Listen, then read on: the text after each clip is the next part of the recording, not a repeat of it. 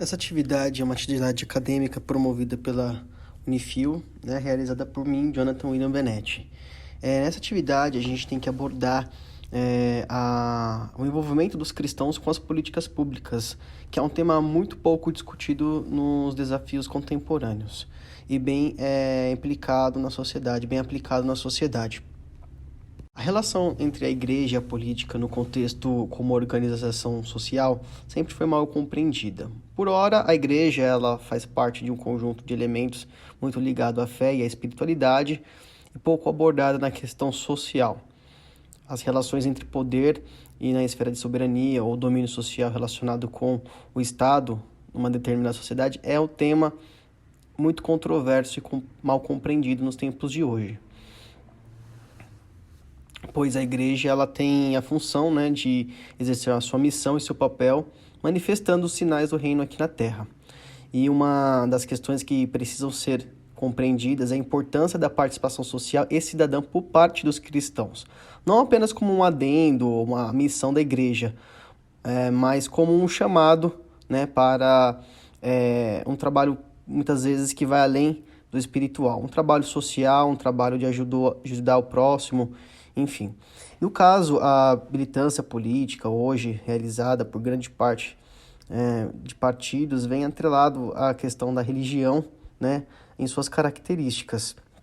Isso, de certa forma, tem deixado a questão da igreja afastada do seu verdadeiro propósito, da sua verdadeira missão, enquanto elemento aqui na Terra.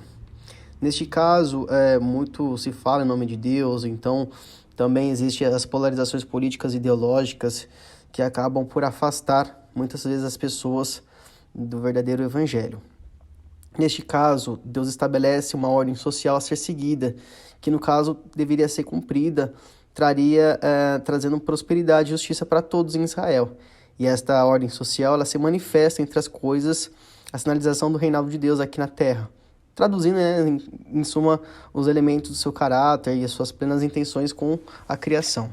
Como abordado nas outras atividades integradoras e contextualizado nas matérias e disciplinas, o Brasil ainda enfrenta grandes problemas sociais de injustiça e desigualdade social, que acarretam muitos problemas. Isso tem, inclusive, contribuído para o crescimento, né, do público evangélico no Brasil, que muitas vezes essas pessoas buscam dentro da igreja e acabam se identificando com os problemas aos quais elas estão enfrentando no seu dia a dia. Então, através do evangelho, elas acabam tendo contato, né, com uma palavra que acaba fortificando o seu espírito, o seu bem-estar, diante de uma realidade cada vez mais difícil e triste para o nosso país. E neste abismo social, onde as desigualdades do mundo, inclusive do Brasil, eles se preponderam, né, junto com a desigualdade social, a fome, a má distribuição de renda, é muito importante que os cristãos eles também participem ativamente dessa questão, né, na participação cidadã, né, com a cultura, com o governo e com a sociedade, tanto na implementação de leis quanto na questão de desenvolver projetos sustentáveis que contribuam cada vez mais para a melhoria de vida tanto do cristão quanto da sociedade. Pois a gente vê isso muito colocado dentro de outras vertentes também. A base do sistema democrático, que é o sistema que visa aqui no Brasil a participação popular e no controle social, ele garante, né, essa participação aos cristãos, por meio de fóruns, conferências, conselhos, audiências públicas, e isso, de certa forma, acaba influenciando. Não é à toa que também temos, né, considerada a bancada evangélica, que é uma base forte dentro do poder legislativo, onde demonstra muitas pessoas interessadas em pautas ligadas à questão da igreja. Mas, além disso, é necessário também a participação ativa na complementação dessas leis, na participação popular, porque é através da alteração, do envolvimento do cristão junto a essas políticas públicas é que podemos lutar por uma igreja justa, onde ela acaba contribuindo para o desenvolvimento saudável de uma sociedade, sempre ouvindo a todos de forma democrática e principalmente transformadora, na questão de reformas sociais ou até mesmo na realidade em termos de dimensão social. Faz parte da missão da igreja realizar a defesa dos direitos, falando contra a injustiça, defendendo as causas dos pobres, responsabilizando as pessoas do poder e empoderando as pessoas para que falem de si próprias. O seu objetivo principal é demonstrar as boas novas da vinda do reino de Deus. Bem, para ampliar cada vez mais essa participação efetiva da igreja no campo das políticas públicas, a gente precisa vencer diversos desafios, entre eles o respeito às diferenças, principalmente considerando a diversidade. Nossa tarefa, então, persiste e consiste na aplicação da verdade no domínio do campo social das políticas públicas, sempre orientados pela cosmovisão e pela ética cristã, buscando sempre pela sinalização do reino de Deus. Essa semana, isso é uma opinião minha, do autor do trabalho, me veio à cabeça uma reflexão. Se no tempo dos hebreus, os escravos pudessem escolher o seu governador, o seu faraó, eles deveriam ou não participar deste debate ou participar dessas escolhas? Isso nos faz refletir que nós, como cristãos, precisamos ter principalmente posicionamento. Não se trata de participar de ativismo político, mas sim de haver posicionamento. Constitucionalmente, o Brasil ele tem uma segregação entre igreja e Estado que foi firmado, na Constituição de 1981. Então a religião nunca deixou de ser influenciada pelo Estado na esfera pública ou na política. Porém, há de considerar que a grande maioria do país, não por ser cristão, mas possui um conjunto de valores éticos, morais e princípios que estão intimamente ligados à religião, e que muitas vezes esses são confundidos, com o senso comum. Então, muitas pessoas acabam por defender ou repudiar, a participação dos cristãos na política, associando o conjunto de éticas que são aprendidos e são deixados no Evangelho como uma forma de ativismo político ou de uma influência forte religiosa dentro da política.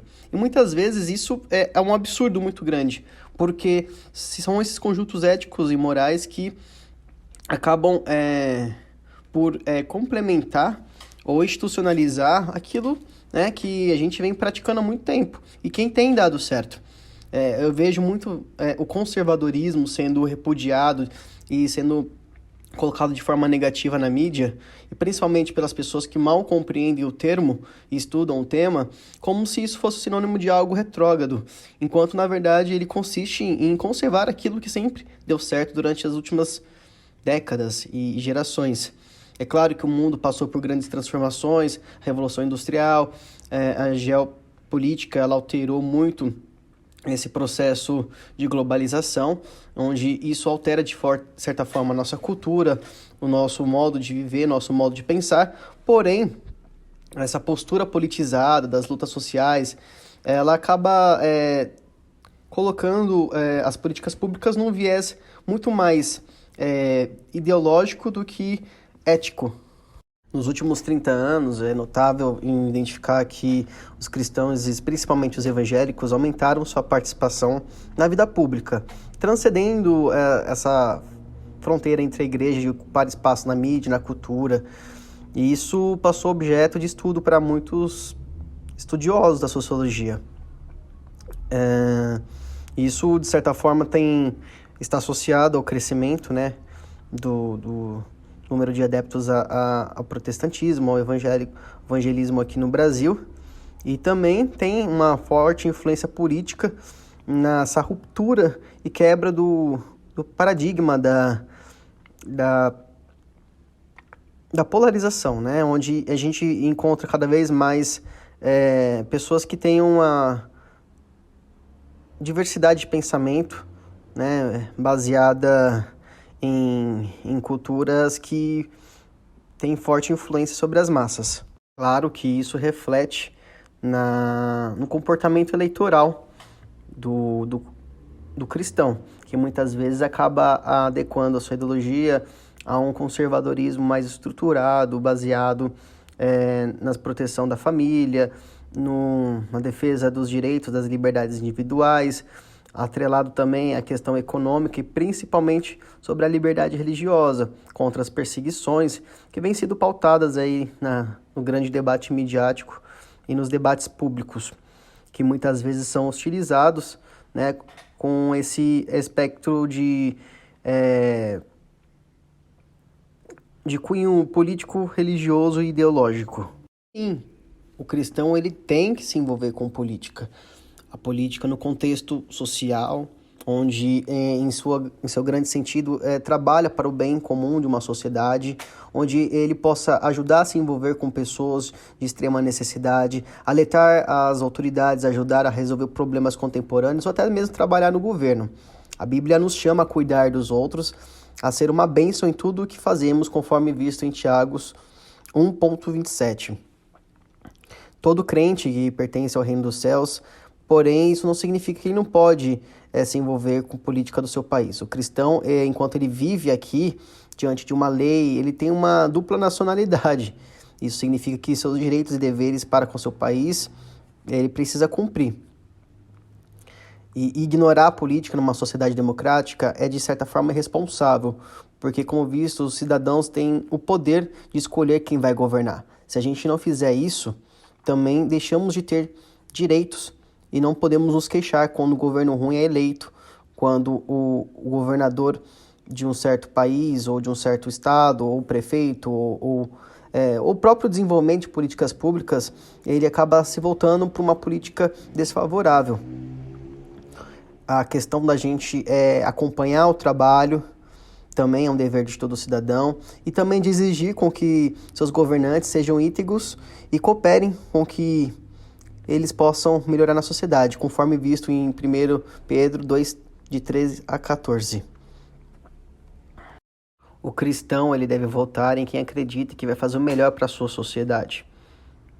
Por isso é muito importante analisar. Também é muito importante orar e pedir orientação a Deus nas suas escolhas. Isso pode ser visto e observado com 1 Tessalonicenses 5:21 e 1 Timóteo 2, de 1 a 2.